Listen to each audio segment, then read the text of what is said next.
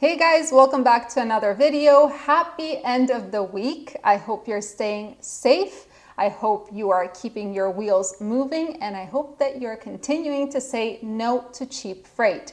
Speaking of which, when I made that post about our experience in Kent, Washington, I made that little sign, and some of you have been asking me to create decals for the trailer with that sign. Unfortunately, I have not been able to do that yet. I have not been able to find a way to do that, but I did make some caps, t-shirts, and hoodies with that sign and say no to cheap freight on the back. So it's on my website if you're interested. So this is the end of the week, which means that we're going to take a look at what happened in the freight market last week and what we can expect for next week.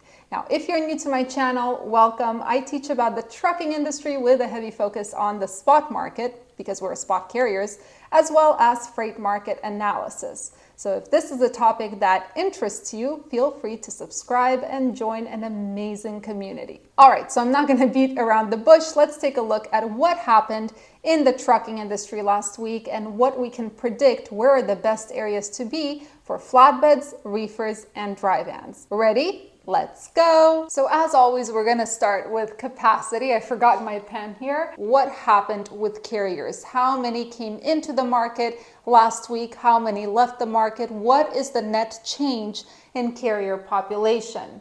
So from here, we can see that involuntary revocations, the red line right here, it's at its lowest point since April of 2023, since I started tracking. Whereas the new authorities, I mean, they're not at their highest points, but they're climbing. You can see that new authorities are increasing. Voluntary revocations and reinstatements are both up, and the net change in carrier population as of last week was 80 carriers, negative 80. So we lost a total of 80 carriers, which is the second lowest loss since April of 2023. So not many carriers are leaving the market compared to how many are coming in, unfortunately. All right, now let's talk about the general freight market, starting with the volumes, outbound tender volumes. How much freight is there in the general market versus outbound tender rejections? How much of that freight, that total volume, is getting rejected by contract carriers and therefore getting pushed into the spot market? The blue line shows us volumes, and we can see that this is us right here, but we have been kind of staying up there. It went down, it went up, but we've been staying pretty elevated in terms of volume, right? Now, in terms of the tender rejection, that also went up. It plateaued currently, and currently tender rejections are at 3.38%, which means that out of the total freight volume, only around 3.38% is actually getting rejected and pushed to the spot market. As a reminder, why do we care about rejections? Because as more carriers refuse from those loads, contract carriers, and why do they do that? Lack of capacity, better alternatives, right? As more carriers refuse from those loads, that freight is getting pushed into the spot market, increases volumes on the spot market, and starts soaking up more of that capacity, which results in an increase of rates. If we look at the weekly data, we can see that volumes actually went up by 0.24% since last week, and rejections went up by 1.2% since last week, which is all wonderful news, but unfortunately it's not wonderful enough for us to actually feel any big change in the spot market. Now let's take a look at the spot versus contract carriers. And as a reminder, the reason we want to take a look at how much contract carriers get paid versus spot carriers is because if contract carriers are getting paid significantly more than spot carriers, they are going to reject freight less for a better alternative, which means that less freight is going to actually come to the spot market, right? Unfortunately, the gap started increasing again. You see that? So contract carriers are now getting 74 cents per mile more on average than those spot carriers, which means that they really don't have an incentive to reject that contract freight for a better alternative. And that means that those tender rejections, they won't budge by much. All right, on to more specific data, starting with flatbed spot volumes. As a reminder, the blue graph right here, this is us today, and the black dotted line is the 5-year average. So this is the volume on the spot market, and we can see last week volumes had a tiny little increase, but we're still trending way below that 5-year average. So there's just not enough volume for flatbeds at the moment on the spot market. In terms of spot rates, so good and bad news. The bad news is that we did see a tiny little decrease. We were at $2.40 per mile. Now it looks like it's like $2.39 per mile, tiny decrease. The good news is that according to the 5-year average, we're supposed to be seeing a decrease in the rate per mile for flatbeds. But the flatbed has been pretty much holding strong at that $2.40 per mile mark for 3 straight weeks. And we're inching closer to that 5-year average, which is good. The question is this going to last, or is it going to sharply decline? Only time will tell. Finally, let's take a look at the DAT Heat Map for flatbeds to determine where are the good areas to be. Now, unfortunately, I do not have a forecast for flatbeds. This is just as of today, right? This can change, but still it gives us an idea. We can see that the south is still the place to be, although it's becoming smaller. You can see the area, the general area is becoming smaller, and it's surrounded by not so great markets, unfortunately. Texas died for flatbeds. Then we have Arizona. It's actually Flagstaff, Arizona, which is surprising. And then the Pacific Northwest. But again, Pacific Northwest and the West Coast in general, look at it, it's surrounded by bad areas. So beware of those deadheading trucks. More loads than trucks might be posted in Oregon, but if everyone from Idaho and from Nevada is deadheading here, that load to truck ratio is going to get skewed to the broker's favor, and we won't even see it in the data. All right, now on to reefers. I need to slow down a little bit. I feel like I'm going so fast and I don't know why. Too much coffee. Reefer spot volumes. We can see that we had a nice jump in volumes. That looks so bad. Oh my gosh. Nice jump in volumes, and we are following that 5-year pattern, which is wonderful. Now we're inching closer to it, which is also good, and hopefully we continue seeing the pattern so that we can see that increase. What happened to reefer spot rates? Well, those jumped as well together with the volume, which is really, really nice. They're sort of following the 5-year pattern. We actually jumped more than we were supposed to.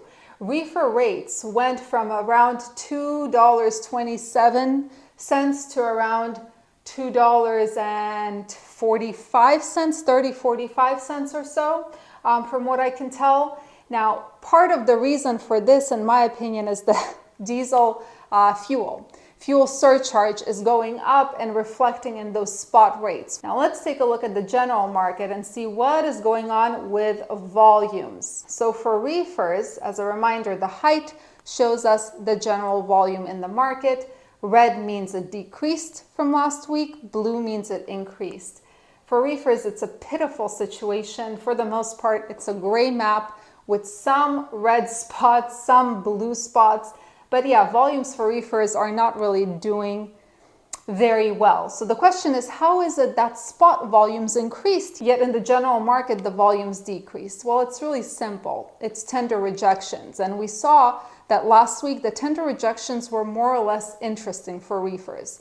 What about this week? Well, this week, not so interesting. As you can see, for the most part, it's gray-red. There were some slight increases in Central California, in Phoenix, Arizona, and big increases in Minnesota, Wisconsin, and Iowa, maybe even here in Ohio, Indiana. But yeah, in general, tender rejections, for the most part, they went down from last week for reefers. So what about the DAT market map, just to see what's going on in the spot market today? Where are the relatively better places for reefers to be? Well, we can see those are the red areas, right? Those are the areas where there are more loads than there are trucks. California, we have the Pendleton, Oregon area, we have Idaho, we have Nashville, Tennessee, we have parts of Georgia, Indiana, Wisconsin, Michigan, and this area, Pennsylvania, New York, Maryland, Delaware. The first thing you're going to notice is that every single hot market is surrounded by cool markets. So unfortunately, that means that people, like for example, I don't know, let's take this area right here. So this is a hot market. This is where there are a ton of loads, right, compared to trucks. Well, everyone and their grandmother is going to be deadheading to this market to get better opportunities. And that will just distort everything. So a hot market all of a sudden has the cheapest rates because there's overcapacity there. But where do you need to go if you have a reefer next week? And as a reminder, we're looking for a place that is elevated and as dark blue as possible, because that means that there is a ton of volume and a lot of rejections. The reason this is a forecast is because tender rejections that happen today will be reflected on the spot market as volume in 3 to 7 days from now. So what do I recommend? Well, there's Central California, which is at 9.74% rejection, but there's a ton of volume. There is the Pendleton, Oregon market, which includes Grandview, and that is at 12% rejection, not a ton of volume. Spokane, Washington also has 12% rejection, but there's no volume at all. I wouldn't go there. Idaho is at 9.21% rejection and nice amount of volume. We have Minneapolis, Minnesota, 17% rejection, nice amount of volume. It's surrounded by pretty interesting states. And of course, the winner of them all is the Memphis, Tennessee market, which has over 26% rejection. Now, again, this is all relative, right? Because I always have at least one person saying that, oh, you're promoting markets that don't pay the way they're supposed to. Well, no, I'm saying that a market like Memphis, Tennessee is going to give you better rates than going to a place like Utah, which is dead, or even worse, New Mexico, which is flat and no rejections, right? So it's all relative. All right, finally, our lovely dry vans, starting with the spot market volume. We can see we're following the 5-year average, and we are slowly creeping up for the past 3 weeks in terms of volume. It increased again, so that's good news. It didn't increase by much, but even a little bit of an increase in volume is good. What about rates? Well, for rates, there was also a nice jump in spot rates for dry vans as of last week. And again, I think this is because of fuel surcharge. We are following that 5-year pattern, and we went from around $1.80 per mile to around $1.85, $1.90 per mile. So a nice jump there. We'll see if it lasts. Now, in terms of dry van volumes in the general freight market, well, we can see that for the most part, the map is red, which means that the volumes decreased across the board for dry vans, with the exception of Colorado, New Mexico, Montana, North and South Dakota, Mississippi, parts of Georgia, and some random areas. But pretty much every area where volume increased, it's flat, which means there's no volume to begin with. What about tender rejections? A more interesting map, we can see it looks much better than that of the reefer. New Mexico, Montana, South Dakota, Nebraska, although all these areas are pretty flat, there's not much to begin with in terms of tender rejections. We can see that Virginia had some interesting increases. The Northeast, Wisconsin, Florida, Alabama, nothing crazy, but there are some increases. Does this mean that these are the places you have to be? No, not necessarily. But let's take a look at the spot market today before we look at where you have to go with a dry van. So as of today, you can see that the good areas for dry vans are few and far between. Those are the red spots, right? You can see that Southern California, Northern California next to San Francisco, a part of Dallas, Atlanta, Memphis, Indiana, parts of Chicago and Iowa, Pennsylvania, Michigan, parts of South and North Carolina. But just like with a reefer, every single market that is hot is surrounded by crap markets that are dead, which means the deadheading trucks are going to distort the whole situation. So where do you have to go next week to grab relatively better opportunities if you have a dry van? Well, first and foremost, we have Green Bay, Wisconsin, that market where the rejection is at 13%. It's not a ton of volume, but still the rejection is pretty high. It's nice. Then we have the Virginia market. The state of Virginia, the markets within that state vary from 6 to 12% rejection, and some of the market areas have high volume. Houston, Texas, 5.04% rejection, nothing outstanding, but at least there is volume. Then we have Southern California, a ton of volume. The rejection rate is at 4.82%. Again, nothing outstanding, but at least the volume makes up for that. Now we also have a market like Nebraska and South Dakota, which have rejections from 6 to 12%, I believe. Yep, 6 to 12%.